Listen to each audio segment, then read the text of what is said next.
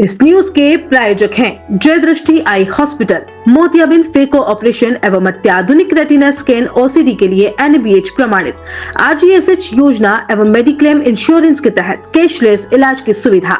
जय दृष्टि eye hospital, Sardarpura, Udaipur. भजन लाल तो पनौती है राजस्थान के लिए कि ये जिस तरीके की छिचोरी घटिया पने की चवन्ने पने की बातें जो बोलता है। समोसा आता है, 2 समोसे आते हैं, किसी को नहीं खिलाते, 2 समोसे खाते हैं, फिर हंसते हैं, फिर कहते हैं समोसा अच्छा था, फिर 2 घंटे बाद फिर समोसे आते हैं। शायद ये ऐसा कोई नशा करता है मंच पे चढ़ने से पहले जिसको खुद को होश नहीं रहता। भजन लाल जी तो चाय जो कर देते हैं, कौन रोकता है? भजन लाल जी तो ट्विटर को टूटर कह देते हैं। मुझे तो लगता है इन लखनऊ से अगली बार तेरे को कोई नगर पालिका में या पंचायत समिति में या वार्ड मेंबर में या कोई पार्षद भी तुझे नहीं बनाएगा।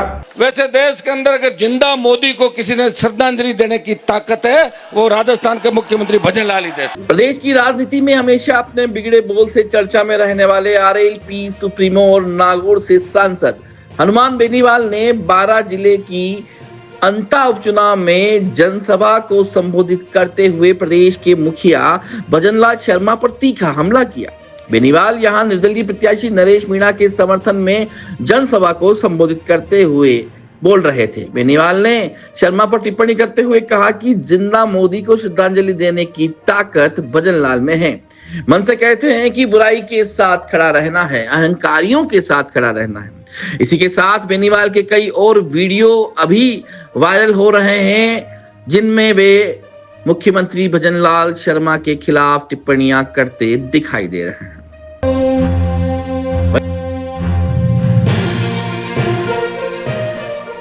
की हाडोती की रानी थी, उससे लंबा संघर्ष हमने किया और रानी को तो हटा दिया, लेकिन रानी के बदले फिर भजनलाल का अवतार हुआ राजस्थान के अंदर। ये भी आपने देखा होगा। आज मैं भजनलाल के खिलाफ ज्यादा नहीं बोलूंगा। नरेश को काफी ब्राह्मण वोट दे रहे, मुझे लग रहा है ऐसा। वैसे ब्राह्मणों को एक चीज ध्यान रखनी चाहिए, अगर हम लोग नहीं होते तो वसुंधरा नहीं जाती, और वसुंधरा नहीं जाती तो भजनलाल CM नहीं बनता। इसलिए ब्राह्मण समाज को समझना चाहिए कि भजनलाल के मुख्यमंत्री बनाने के अंदर भी कहीं न कहीं हमारा पर्दे के पीछे वाया मीडिया रोल है कि मैडम का जादू खत्म किया और भजनलाल अवतरित हुआ। ये वाक नहीं हुआ। हाँ, ये सही है। अभी कानून व्यवस्था राजस्थान के अंदर चौपट हो गई है। इस सरकार के राज्य मंत्री, मैडम का एक बयान पढ़ रहा था मैं, मैडम का दामाद जिसको CBI ढूंढ रही है खुद को, और उसने बोला कि प्रमोद जैन भाया खनन माफिया है। मना किसने किया? 2 साल से आपकी सरकार है। भजनलाल जी तो चाय जो कर देते हैं, कौन रोकता? भजनलाल जी तो ट्विटर को टूटर कह देते हैं। सुनिए, भजनलाल जी का एक मैं भाषण सुन रहा था जोधपुर में। फ्लाइट तो रात में उड़ती है, वो कह रहे थे संजय सिंह जी कि मेरी रात फ्लाइट में उड़ेगी। सारी रात को फ्लाइट में उड़ेगी, फ्लाइट रात में नहीं। वो चूकते हैं, आदत है। वैसे देश के अंदर अगर जिंदा मोदी को किसी ने श्रद्धांजलि देने की ताकत है, वो राजस्थान के मुख्यमंत्री भजनलाल ही दे सकते। कह दिया मोदी जी को श्रद्धांजलि और सत सत अकाल, सत श्री अकाल नहीं, सत अकाल के मतलब 100 साल अकाल पड़े। और कोटा के अंदर बोले बुराइयों के साथ हैं, अहंकारियों का साथ देना है। अब देखिए, हो सकता है उनका बाल मन हो, मुझे तो लगता नहीं उनका मन कैसा, किस तरह की बातें निकलती है। या लोग जो देते हैं लिख के, उसमें वो पढ़ देते हैं। मुझे कोई बता रहा था कि शिखर अग्रवाल जो उनका सेक्रेटरी है, वो फाइल ले जाता है, आखिरी पन्ना पढ़ाता है जिसमें भजनलाल लिखा तो दस्तखत कर देते, चिड़ी मार दो आप, ये भजनलाल। ये हालत राजस्थान की है। भाइयों, वसुंधरा जी ने इस डिवीजन आपको ही नहीं ठगा। वहीं इस पूरे मामले पर बेनीवाल के बयान पर ब्राह्मण समाज नाराज हो गया है। CM भजनलाल शर्मा पर अभद्र टिप्पणी से आहत ब्राह्मण समाज विप्र सेना प्रमुख सुनील तिवारी ने कहा कि बेनीवाल नशे में बयान देते हैं, वहीं मुख्यमंत्री की बराबरी नहीं कर सकते। सांसद अपने समाज, अपने क्षेत्र के नहीं हो सके तो किसी के भी नहीं हो सकते। ब्राह्मण समाज होशियार है, उनको किसको वोट देना है वे अच्छी तरीके से जानते हैं।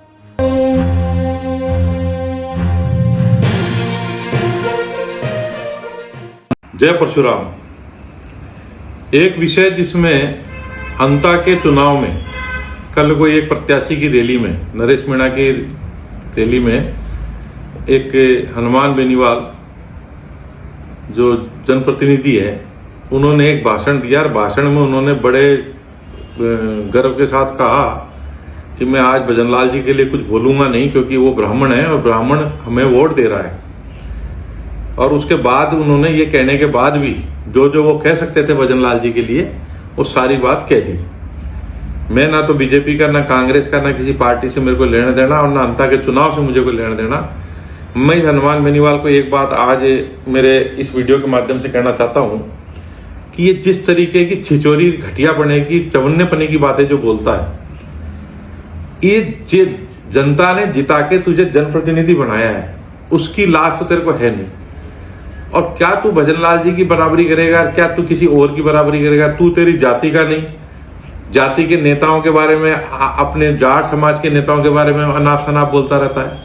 कभी किसी के बारे में बोलता है, कभी वसुंधरा जी के बारे में बोलता है, कभी किसी के बारे में बोलता है, जो दुनिया छोड़ के जा चुके उनके बारे में बोलता है। तो मैं तो जो निष्कर्ष पे पहुंचा हूं कि शायद ये ऐसा कोई नशा करता है मंच पे चढ़ने से पहले, जिसको खुद को होश नहीं रहता। क्योंकि कोई भी समझदार राजनेता, गधे से गधा राजनेता, ऐसी बात तो नहीं करेगा जो जिस तरीके की भाषा का प्रयोग ये करता है। और इसको एक चीज जान लेनी चाहिए कि तेरे कहने से ना तो ब्राह्मण वोट दे रहे और ना तेरे कहने से ले रहे। ब्राह्मण को जहां वोट देना है वहां ब्राह्मण वोट देगा। ब्राह्मण को खुद को बुद्धि है, भगवान ने विवेक दिया है। तेरे कहने से अगर तेरा समाज भी वोट देता तो तेरी जो चुनाव में दुर्गति हुई है पिछले चुनावों में, और जो तेरी पार्टी लगभग खत्म हो चुकी जो तूने बनाई थी, तो मैं मानता हूं कि ये दशा नहीं होती अगर तेरे कहने से ही दुनिया चलती तो। और तू ये मान के चल रहा है कि तू मुख्यमंत्री बन जाएगा, तू फलाना बन जाएगा। मुझे तो लगता है इन लक्षणों से अगली बार तेरे को कोई नगर पालिका में या पंचायत समिति में या वार्ड मेंबर में या कोई पार्षद भी तुझे नहीं बनाएगा, ये मेरा मानना है।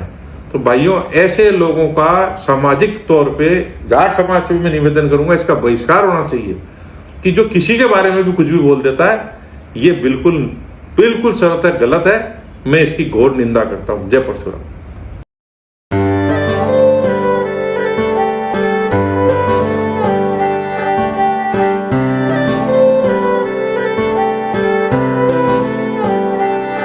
मारे आंगणे की तू है लाडली, मारे बगिया की तू है एक कली। मारे आंगणे की तू है लाडली, मारे बगिया की तू है एक कली। जद छोड़ के तू जाएगी हमें लाडो, याद तेरी घनी आएगी। मारे आंगणे की तू है लाडली, मारे बगिया की तू है एक कली। सोजतिया ज्वेलर्स, रिश्तों को नहीं दिलों को जोड़े।